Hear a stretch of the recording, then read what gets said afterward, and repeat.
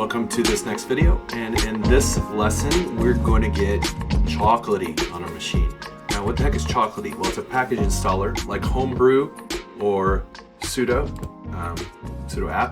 apt-get, whatever it is in Linux. And so ultimately, Chocolatey is going to run on our Windows box, and it's going to let us do package installation.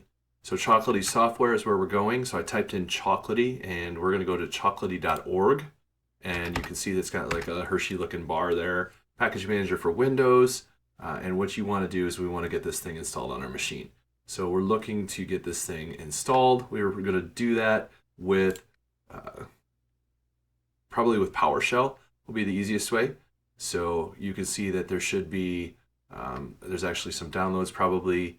You need some, you do need .NET Framework. So the installation will try to install that if you don't have it. If you did the .NET Visual Studio community install, you likely have .NET Framework. You could also check to see if you have it. We'll see what happens when we try to run this. But the easiest way that I've seen is to run this in an administrative PowerShell and to basically run the following commands to get Chocolatey installed. So let's open up Windows Terminal. And let's actually run in PowerShell 7 as an administrator. So we're going to just run as administrator by right-clicking on that. So now we know we're in an administrator shell. And I'm just going to copy this text right here and paste it in. So we're going to set an execution policy to bypass, and we're going to download the Chocolatey org install.ps1 script. So if you're not very comfortable running a PowerShell script with execution bypass on your machine, I totally understand that. Yeah, so you could quickly go out and look at the script just by going to that link. So let's go ahead and try to run that.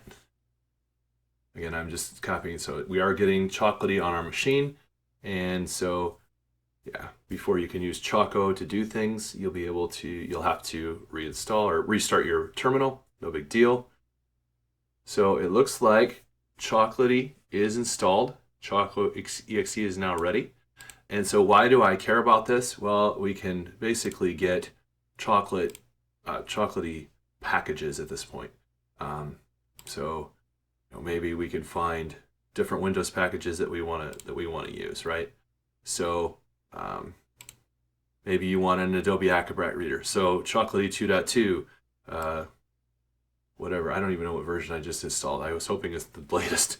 If you want to get Firefox, you want to get Chrome, you want to get any of these, the old Microsoft Silverlight, look at that. You can even use that. So you can see you just run these commands to do things. So there's Java Runtime 8. So if you needed that for some reason, you could do it. Microsoft Edge, so basically, let's say you wanted Python on your machine. Choco install Python 3. Now that seems pretty promising, right? I don't care. I'm going to put it on my machine here just to prove this out. Pretty cool idea. I don't have Python on my machine yet, so I'm going to run as an administrator just because it is going to be running execution policies and things, like installing things, but might not even have needed to do that. But now I can simply just click on that link, go here, type in Choco install Python 3, and this should install Python 3 on my machine. As long as that doesn't screw anything up, I won't be upset. But I don't have to do anything else to get Python 3 on my machine at this point. So I'm going to go ahead and give it all permissions to run all the packages. And this is really nice because I don't have to figure out how to get Python installed on my machine now. But that's one of the reasons I wanted to get Chocolatey. We're going to actually come back to this in a little bit when we go for Docker. So I'm going to have to find the right package at some point. I'm going to come back here. I want to get some Docker on my machine, and I'm going to use Chocolatey to do that rather than Docker Desktop, since a lot of people can't use Docker Desktop anymore because of the paid subscription stuff. So anyway, this should be pretty close to done.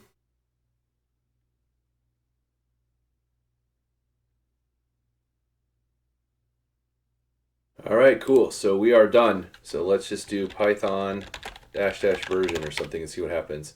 Python was not found. Refresh environment. Does not work when run from this process. If you're in PowerShell, please use import module environment Chocolatey install helpers Chocolatey profile psmin. Yeah, okay. Let's just start over. And Python -v. How about that? quit with parens.